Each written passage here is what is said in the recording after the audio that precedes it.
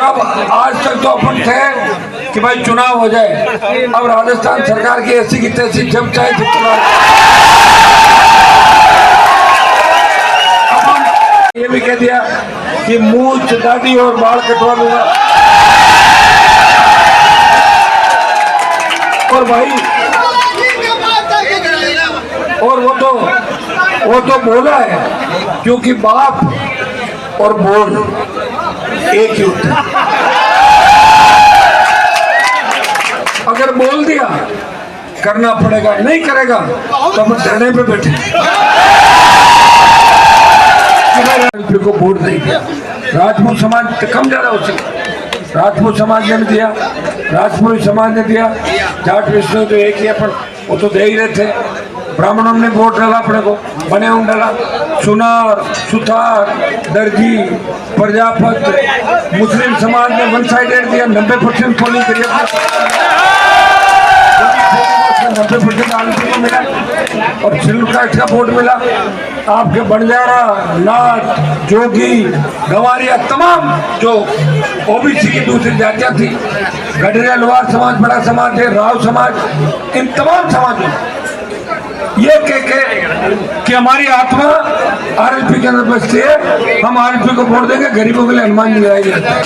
और इन्होंने सत्ता को ठोकर मार के कई व्यक्ति हमारे भारतीय जनता पार्टी छोड़ के आरएलपी का दामन थामा और कंधे से कंधा मिला के आखिरी दम तक लड़ाई लड़ते हैं।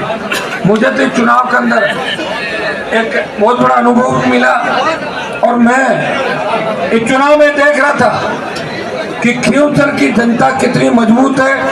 और मुझे पता लग गया कि खींवसर की जनता देश में सबसे बड़े मजबूत जो इलाके होते हैं वो इलाके,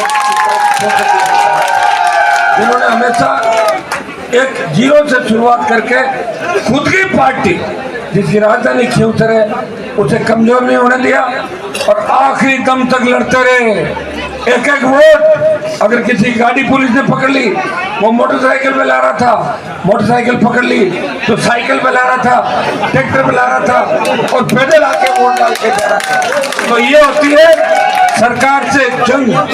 हमारे कई बच्चे पकड़े गए, छुड़वारो मातों को छुड़ा, आधे को आधे घंटे बाद फ्री कराऊंगा सबको। जितने भी साधन पकड़े वो भी मैं फ्री करा रहा हूँ, फ्री हो गए।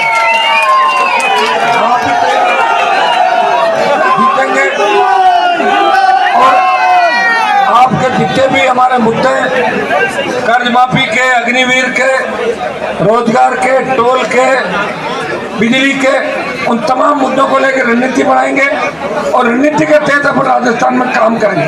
मैं आपको यह भी विश्वास दिलाता हूं कि चुनाव परिणाम के बाद अब खींवसर की जनता से सलाह लेके अगली 28 की लड़ाई लड़ेंगे। कैसे लड़नी है, कैसे नहीं लड़नी है, जैसा मैं भी चाहता हूं कि आप लोग भी सत्ता का आनंद लो। बहुत तकलीफ के अंदर आप लोगों को, लेकिन अगर राजस्थान तैयार होगा हम और लड़ाई लड़ लेंगे, और तैयार नहीं होगा तो फिर एक व्यक्ति आखिर कब तक लड़ता रहेगा, इस बारे में भी हमें विचार विमर्श करना पड़ेगा। तो भाइयों, आप सबको इस ऐतिहासिक जो आपने संघर्ष किया, एक एक वोट डलवाया और मेरा मान सम्मान रखा, और विजय पहले दिन से जब अपने फार्म भरा, उतार चढ़ाव चलते हुए, कभी अपन जीत रहे थे, कभी नीचे ला रहे थे, कभी भाव इधर हो रहे थे, कभी सत्ता के भाव जा रहे थे, लेकिन आप घबराए नहीं, हिम्मत रखी। और 23 तारीख को जब परिणाम आएगा उस दिन पूरा देश और प्रदेश देखेगा कि राष्ट्रीय लोकतांत्रिक पार्टी के साथ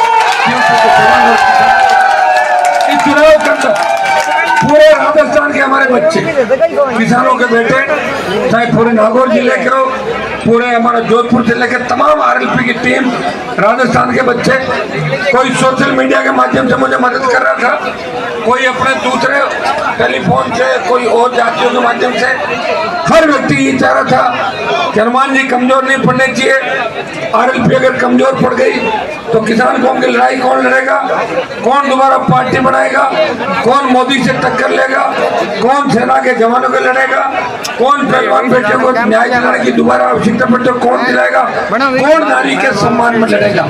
और मैं आपको धन्यवाद इस बात का भी दूंगा कि नारी शक्ति इस खियोसर के उपचुनाव की जीत के बाद ये मैसेज देश के अंदर जाएगा कि आरएलपी युवाओं किसानों की पार्टी तो है ही कि नारी के सम्मान और नारी और महिला को बढ़ावा देने के लिए और महिलाओं की राजनीति में भागीदारी की भी बात सुनिश्चित करती है। और राष्ट्रीय लोकतांत्रिक पार्टी सर्व समाज की और सबकी पार्टी है। इस बार जब रिजल्ट खुलेगा और जब खियोसर की ईवीएम खुलेगी, आप देखना जहां हमारे समाज के वोट नहीं है उन बूथों पर भी हम भारी वोटों से जीतेंगे।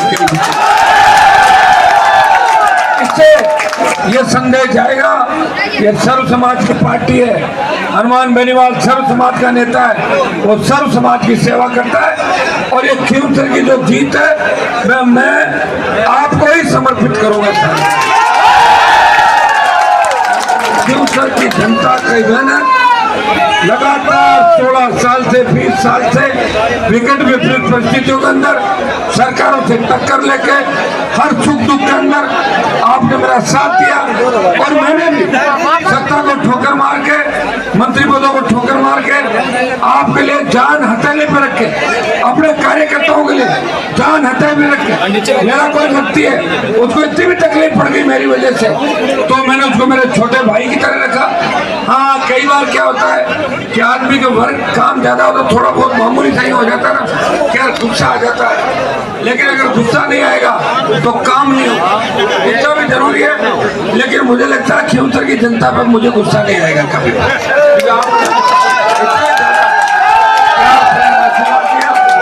और नागौर जिले की जनता का धन्यवाद दूंगा, लोकसभा चुनाव के अंदर जो बड़ी जीत दिलाई, ये हमारे सरपंच साहब प्रोफेसर थे बबल जी, मैं धन्यवाद देने लोकसभा की जीत के बाद गया नहीं, फिर धीरे धीरे उपचुनाव की तारीख आ गई। अब लग रहा है कि एक साथ धन्यवाद चलेगा इधर और पूरे जिले के अंदर। जो हमें एमपी हूँ आपका मेरे भी इतना अधिकार है जितना खियोसर की जनता का अधिकार है। आपने 3 बार मुझे सांसद के वोट डाले, 2 बार, एक बार बीजेपी अलायंस से और एक बार कांग्रेस अलायंस से जिता के ये संदेश दिया कि हनुमान जी भारतीय जनता पार्टी की तरफ लड़े तो भी जीत सकते हैं और बीजेपी को हराना है और एक पार्टी से हाथ मिलाए तो उससे भी जीत सकते हैं। मतलब 1 लाख 1.5 लाख की कमी पड़ती है हमारे नागौर से। अगर तुम जवान तय कर लो तो हमें दोनों पार्टियों की आवश्यकता नहीं, अपनी खुद की पार्टी लोकसभा जीत सकती है। इस बार नागौर में ही समीकरण तय करेगी कि खियोसर फतेह में, उसके बाद ये नागौर फतेह होगा, मारवाड़ और राजस्थान फतेह की ओर चलेंगे। किसान का राज होगा, जवान का राज होगा। भाइयों, आज तक जो हम 1.5-2 महीना 4 महीना कैसे निकाले, मेरा भी जी जानता है, आपका भी जानता है। आप बड़ी तकलीफ के अंदर थे, दुखी थे। एक तरफ हमारे राजा यहाँ बैठ गए आके, राजा जी के बाल कटाओ, इसकी दाढ़ी कटो, चौराहे पर